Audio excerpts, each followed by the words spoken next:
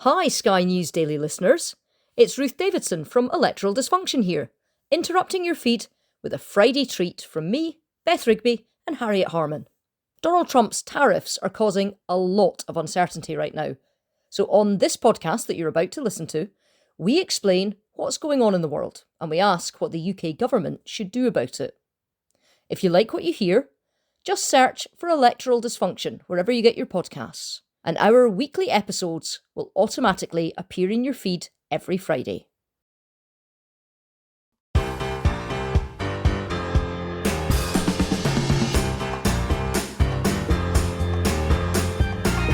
Hello and welcome to Electoral Dysfunction with me, Beth Rigby. Me, Ruth Davidson. And me, Harriet Harman. Now, I am at home this week. I am not in a hotel. I'm meant to be holidaying, but there's been a bit of news knocking about this week, just a tiny bit of news. So they've had what someone's put as a Rigby recall. It sounds very grand, doesn't it? There is so much news going around. How can you rest when Donald Trump is in the White House like a relentless beast of the markets, or the markets beast in him? We'll get onto that.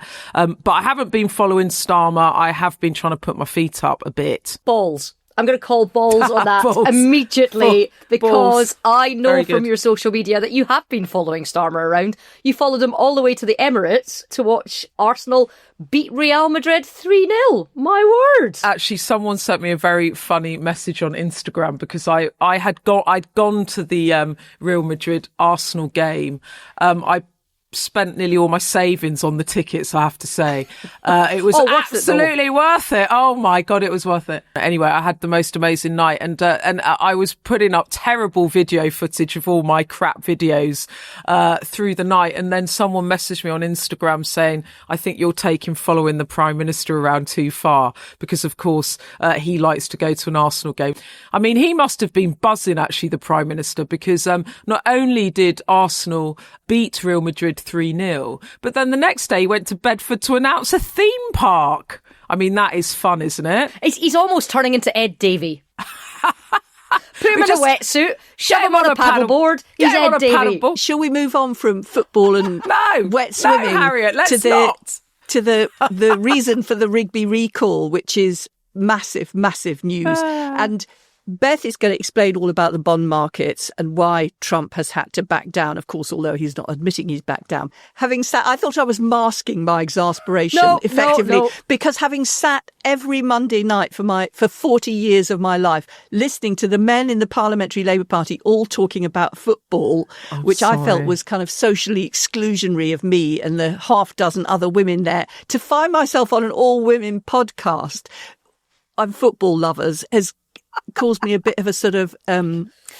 we're going to talk about the economy now. It's the national game for a reason, is all I'm saying. Can I say, please forgive me, Harriet? Sorry. But I think when women do it, is it different than when men do it? And should I have a different attitude? Well, I'll deal with that ideological conundrum another time. So just to recap in a very, very briefly. So we had Project 2025, which is the sort of ultra-Republican description of the new world that Donald Trump would create if he got elected. So that was all set out in Project 2025. And everybody said, take it seriously, but don't take it literally. Of course, Donald Trump's not going to actually do all of that. Well, in January, he gets inaugurated. In February, his vice president goes along to NATO and says, you're all laggards and we're not going to be contributing in the way we were before. And that completely upends security relationships in the middle of the Ukraine, Putin invasion of Ukraine. And it also affects our economies. That's February. Then in March, he says, right, next stop is tariffs. And just this month, April, just last week, we have Liberation Day. So all of these things are happening in such rapid succession with huge implications. And then what happens when we have Liberation Day? We have the imposition of tariffs. Then we have the world's reaction. Then we have the market's reaction. Then we have Trump's reaction. And what we have got, to say it's economic instability is to understate it. We have got economic upheaval, unpredictability and instability. And in a way that has really not been seen before. It really even puts what Liz Truss managed to do when the market closed her premiership down, it pales in comparison. Yeah, I would like to try and explain it a bit. It's like being sort of slapped around the face with a wet fish. It's just so discombobulating. And Trump really has been tamed by the markets. And what I mean by that is that he announced his tariffs. They kicked in on Wednesday morning. And at that point, the bond markets began a big sell-off, or basically people that invest in government bonds. Now, to try and explain this to you a bit, like government bonds are effectively US debt. Bondholders basically hold IOUs from the US government in return for funding US trade and their capital deficit. And what happened on Wednesday morning is, think about it like this. 2 years ago, you had the energy crisis shock with the war in Ukraine. 5 years ago, you had a market shock with the pandemic. And everyone woke up on Wednesday morning and the tariffs are in effect. It's the biggest protectionism in a century. And you think about what happened in the UK when Liz Truss announced her mini budgets and the markets reacted badly, and suddenly the cost of borrowing goes up because bond investors are getting nervous. And basically, they start selling off the bonds. And this is what caused Donald Trump to have to pause. And I know that Trump's team was saying, oh, this is the art of the deal. It was literally something that they weren't going to do when they woke up that morning. He did seem to, I think, acknowledge that market fear of a trade war had actually prompted the change, because he said people were jumping a little bit out of line. They were getting yippy, they were getting a little bit yippy, a little bit afraid, unlike these champions. Because we have a big job to do. No other president would have done what I did. No other president. I know the presidents, they wouldn't have done it. Watching the bond market is very tricky. I was watching it, but if you look at it now, it's beautiful. The bond market right now is beautiful. But yeah, I saw last night where people were getting a little queasy. And really, it's the bond market won, Donald Trump nil. He had no option but to do this. And it reminded me of something James Carville, who's one of President Clinton's former advisors.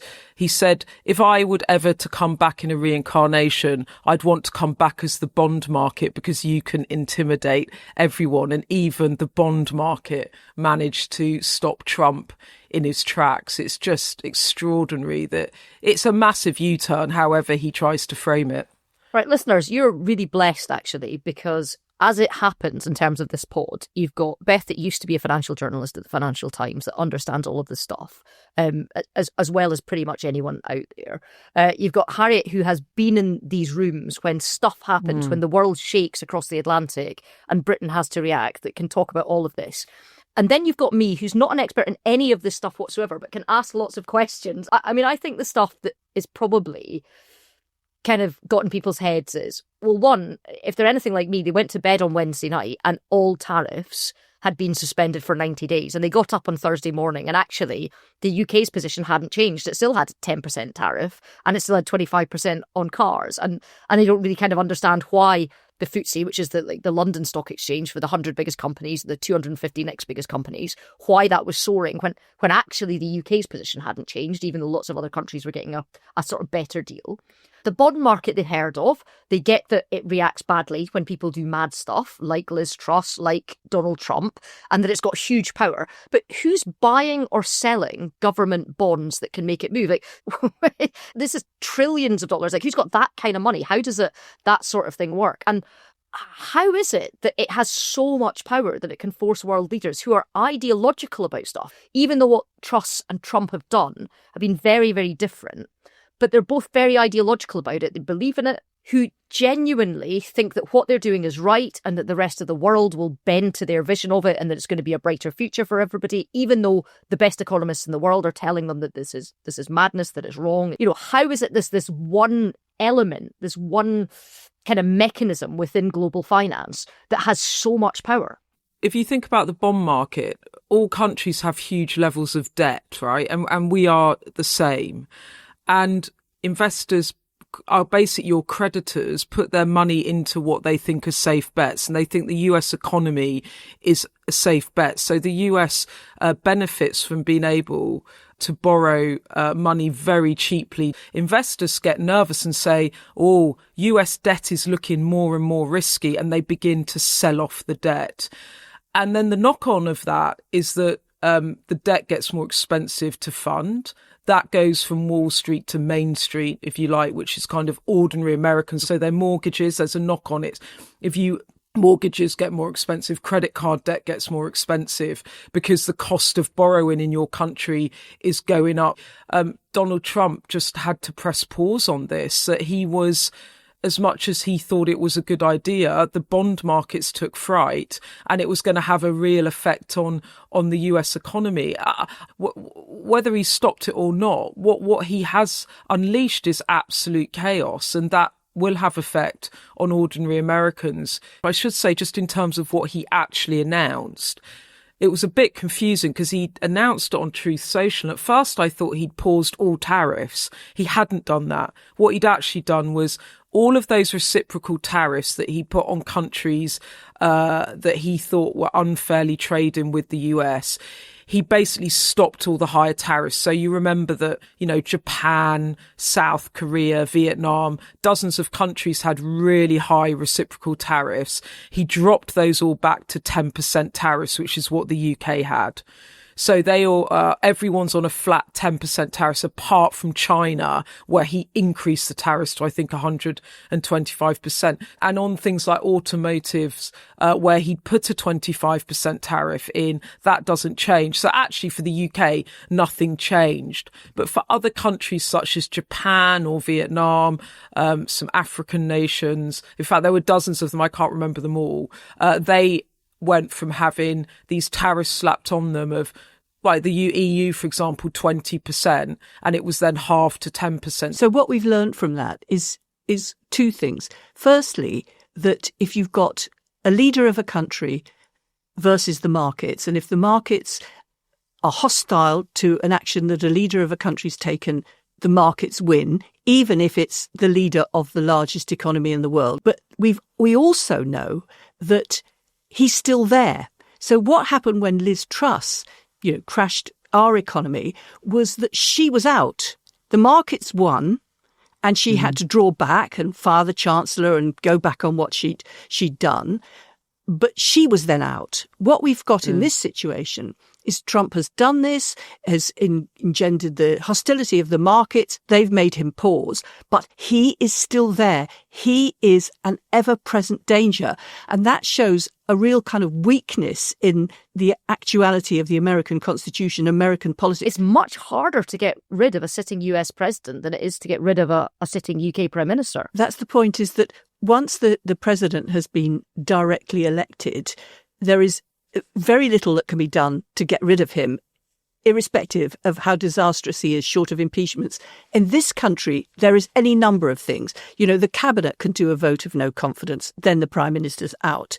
The House of Commons can do a vote of no confidence, then the prime minister's out. Within an individual party, they can actually, in the Tory party, put in letters. In the Labour Party, they can have a vote of no confidence in the Parliamentary Labour Party. But anyway, so what we've learnt is that whilst the markets can stop him doing something, he is still in place and represents an ever-present danger. Harriet, also listen to you talking about checks and balances. I go back to sort of studying politics many, many years ago, and how the US system was meant to be set up with the executive, the president, the legislature, Congress, and then the judiciary, the Supreme Court. And this was meant to be safeguarding democracy because each branch of government was checked by another. And what you're seeing with Trump is, because he controls Congress, and as president, because he can take executive orders based on emergencies, and declare an emergency and just take these decisions unilaterally, as you said, that how fragile the checks and balances now become. And it does sort of astonish me that he can just do this with massive repercussions. He's got that clean sweep, and that's why when you've got people like Elon Musk going, we need to impeach judges, and at the moment, because they control Congress, because they control the executive branch, if they start politicising the bench, the judiciary, then they've got that clean sweep, and that's where it becomes properly dangerous. But as exciting and as interesting as US politics is, and how much I can get my geek on for that, and I can, I can get my geek on, I really can. We really have to talk about, I think, after the break, about how Starmer's reacted, how the UK government has played this in comparison with other people around the world, and whether it is working. So let's take a little moment, and then let's take it from the White House into number 10.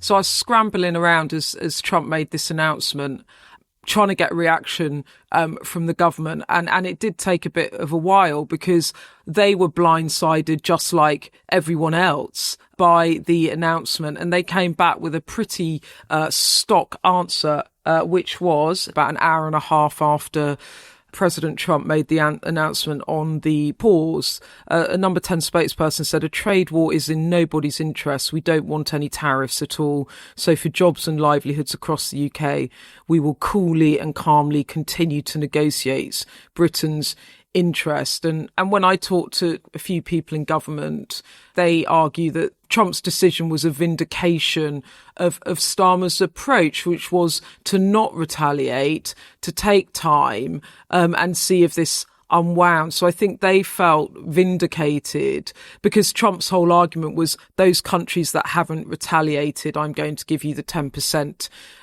rate apart from China. I mean, but Harriet, do you think Starmer's been vindicated? I think there's a danger in when something really big is happening to your country and something big is happening to the UK because of what's happening in America and because what's happening in the global economy and because of its effect on our economy. There's a risk if the Prime Minister and the government is not leading the narrative, leading the story about what is actually happening. We know what the government is not doing. They're not panicking. They're obviously right not to panic. We know that they're keeping cool heads because they're saying that, and every minister is saying it. And we know that they're saying a trade war is not where we want to be. But they don't seem to be able to be telling the country what I think the country needs to hear them saying, which is that what Trump is doing is a bad thing. That they need to show that judgment about it's not okay for somebody in the largest economy in the world to wreak havoc, not only in their own country, but on our country and the rest of the global economy. And I think that there is a danger if the Prime Minister, who is the leader of the country, is not telling the story about what is actually happening. And I don't mean gratuitous insults, but I mean actually owning the narrative. And this was a very small example back when we were in government after 97, when the US put steel tariffs on our country. And we did say, Tony Blair as Prime Minister did say, this is unacceptable, this is wrong, it's unjustified, it's breaching the World Trade Organization rules, and was able to say, we do not believe this is how you should be within the World Trade Organization, and Bush has got it wrong. And I think there's something that it feels as if there's a kind of restricted vocabulary amongst ministers at the moment where they are speaking in code. This is not where we want to be. We don't want to see a trade war. We're for open markets, but they're not able to say about the elephant in the room, which is that Trump is wrong on this. We don't agree with him. But the other thing I think they should be doing is they should be being more positive and giving reassurance. I think the story needs to be told to the country that this is a really difficult problem and Trump has caused it and he is wrong to do this, but we will be okay with this government. And I think he's entitled to say that, and I think people will want to hear that. And that is not going to be Pollyanna-ish, but it's just the reassurance. We have got a lot going for us here, and they will not let that be jeopardised. I hadn't actually thought of that, Harriet, and that's really interesting because I was going to say, you know, it would be the easiest thing in the world for me from a different political party to the government to say, look, what's all this got them? All this kissing butts, all this grabbing the ankles. You know, other people have been a bit more bellicose, a bit more belligerent about this. And for the next 90 days at least, we're all in the same boat. We've all got 10%, we've all got 25% on cars. We're no better off than other countries who've been a lot sharper in that. But I was actually going to give Starmer a bit of credit for not overreacting, not reacting quickly, not grabbing the nearest microphone, being very steady, making sure there's message discipline with all of his cabinet and all the rest of it. I was going to give him a lot of credit for that because I have found it reassuring. And I think they've done a good job in saying, look, we are working behind the scenes. We are talking to our opposite numbers, particularly at officials level, and the briefing. So the briefing part is the stuff that you read in all the newspapers and you have all of the people on the news telling you about in broadcast, but there's no quotations around it. You don't see a minister saying it. It is spokespeople from the government saying, look, lads, behind the scenes, we're working on a trade deal. Now, we might not get it. We understand we might not get it, but we're working really hard and these negotiations are still going on. And I think the information flow from Number 10 has been probably about right. I think they've done quite a good job here. I think the problem is, as this goes on, they've got to have more to say. They've been in a bit of a holding pattern. And you're right, Harriet, they do need to have a bit more to say. And they need to make a choice about whether they say this is dangerous, but you'll be safe with us, or whether they say there are opportunities here that we want to pursue that will be good for us or better for us. And they've got to make a decision about what that is. And I think that they haven't decided yet because they don't know yet, because they're waiting to see which way Trump jumps. And the real issue, I think, is that the entire world is holding their breath because of one man's whimsy. And that is terrifying because we've got another 3 3/4 years of this. And I agree that the government shouldn't be doing a constant negative running commentary and reaction to everything that's coming out of the White House. But I do think that he needs to step forward to tell the national story about what is actually happening at the moment, what the bigger picture is, and provide strong reassurance about what they are going to do. On all of that, it is interesting because the government said at the beginning of the Trump arrival into the White House that they weren't going to talk about domestic matters and they were going to try not to comment or have a running commentary on things Trump said or did, but that, you know, we're less than 100 days into his second term and the turmoil he's unleashed across the world, it's having a direct impact on everyone's lives and raising up, you know, risks of jobs and so on. And we've had this from one of our listeners. I mean, this is how kind of talking about the government and its narrative and talking to the public. This is what Juliet sent in to us. Let's have a listen. Hi, ladies. Thanks for the tariff chat this week, especially the impact on us in the UK. I know it's going to be really impactful on loads of people in this country, but I wanted to let you know that for me and my husband, we're both 63, our pensions have gone down about 10% this week. Clearly, that's going to have a big effect on us and when we choose to retire and start drawing down on our pensions. So thanks, Donald Trump. Really appreciate it. Hi again, ladies. I sent that message before Trump's U-turn on tariffs, but thought it might be useful to let you know that since then, my pension's gone down even more. I think it's gone down 5k more. I mean, she speaks for millions of people around the world and in the US too. And this comes back to this thing about Main Street and the way in which Trump's decisions affect markets, because what's happening is, and Juliet's pension's gone down again. So it is a really nerve-wracking time. When Finn was born, I took my BBC pension. I had about 6-7 years worth of pension sitting in a pot. I took it out and shoved it in a SIP so it could be invested.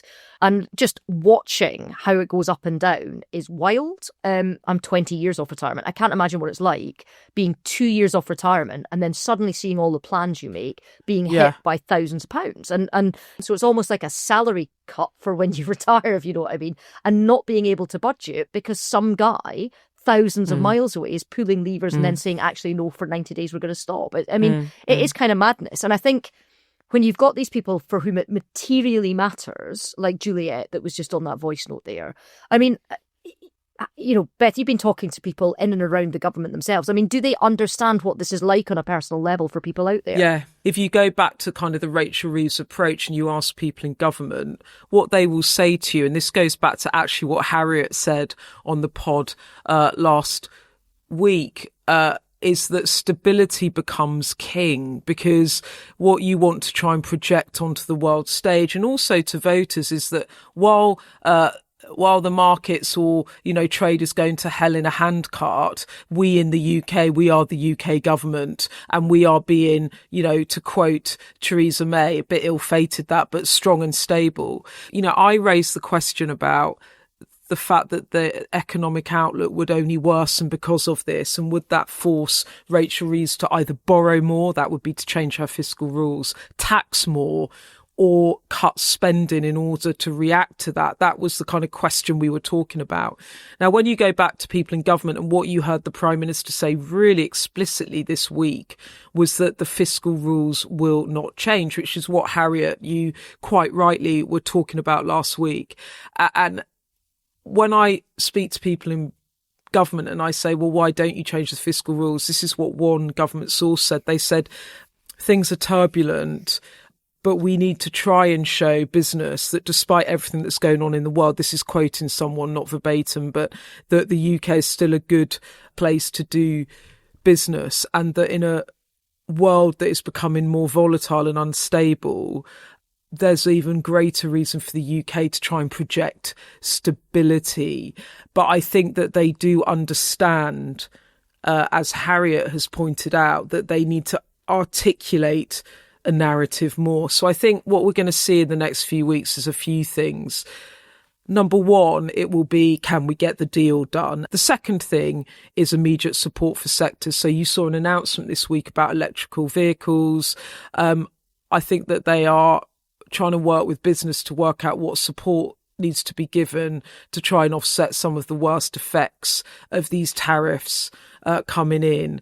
And then I think what we're going to see in the coming weeks is a lot of, you're going to get sick to death of hearing further and faster. We must go further and faster. So I think, there's a spending review coming in June. That's when the government sets out their 3-year spending plan. Can some of that be brought forward? So if there's capital infrastructure projects, transport projects, money for housing, money to build new small nuclear reactors, etc., will they try and ramp that up in order to try and project a sense of, we're cracking on? And Harriet, I'm really interested to see if you agree with me or disagree.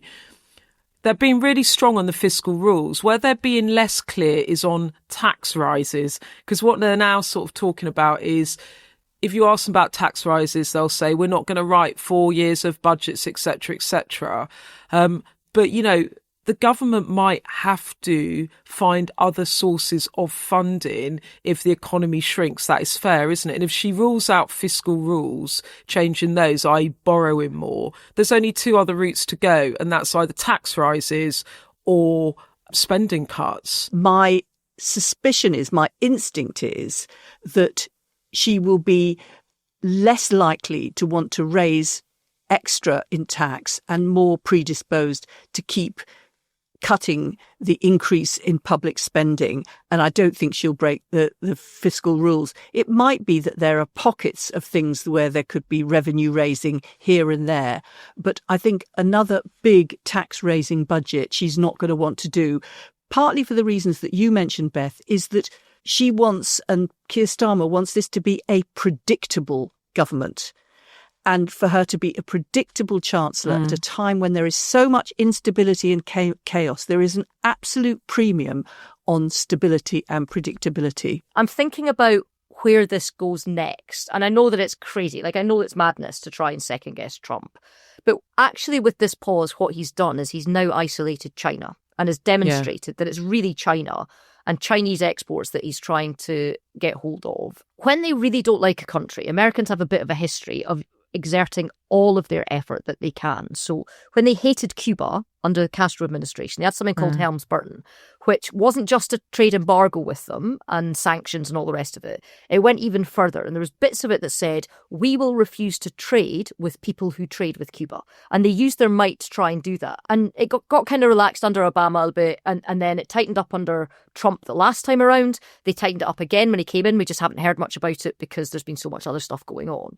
I mean, I don't think you have to project far to see them trying to use their leverage with other people to try and say, well, look, we will do a deal with you if you don't deal with China. I can almost see that kind of kind of protectionism plus thing come in. Ruth, I think you're absolutely spot on in that. And I think what's happened is everyone's sort of whirling around what does the pause in tariffs mean and why is that related to the bond markets? But he is massively taking aim at China. And President Xi just is clear. He's like, I'm not going to be bullied by President Trump. And while other economies around the world do have to allow themselves to be bullied by Donald Trump, but also at the end of the day, for the world, for people like Juliet with her pension, a massive trade war between the world's two largest economy just hurts everybody, not least because China will be trying to dump product all around the world, and that affects other economies as well. And it just stops the flow of trade and it makes everyone poorer. And there is this sort of grand philosophy of what globalisation and freer trade was supposed to be. It was a concept born out of the Second World War generally, which was the idea behind it was not only does it make goods cheaper and, you know, it makes the pound in the pocket that somebody earns go further, so it raises all living standards. It was also this idea that if you have an interconnected world, you are less likely to take arms against your neighbour because you need them. But I think at the moment what we're seeing is a Trump climbing down as the sort of reality of what's happened in the markets hits him hard. Let's see what happens next. Now, if you're watching on YouTube, you might notice that 3 is down to 2. Harriet's had to leg it. This was a hastily assembled, because there's so much going on in the world, get-together of us. That's why we're all in different places. To explain to you that are listening and haven't seen the empty microphone that's sitting there, she's headed off. She's a very busy lady. But we're also going to be busy, and we're going to have a reunion on a stage and hopefully with you joining us. Yeah, that's right. So we are going to reassemble for a live show. We're going to be at Cadogan Hall on Tuesday, the 20th of May, for one night only. Tickets are on sale now, and you know what to expect from us by now. We'll have all of our usual political chat. I'm going to explain to you why Harriet sometimes goes by the name of Jane. I might explain that actually on the pod. I discovered Can I just say this it has recently. nothing to do with Tarzan and Michael Heseltine's nickname being that. Just to clear up for anybody, because that's where my mind went. I think let's reimagine it like that. Actually, that's much more fun. That's even better than the real reason. Anyway.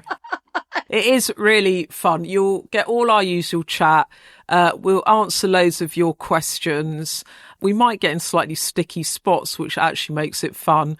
And we will have a very special guest joining us on the stage for the night. And we try and get our special guest drunk at half time as well at the intervals, just so that they tell us more things in the second half than they mean to. It's true. We try not to get ourselves drunk though. Now, ticket details are in the show notes for this episode, and you can find more details online. Just go to aegpresents.co.uk. Come and join us. It will be fun.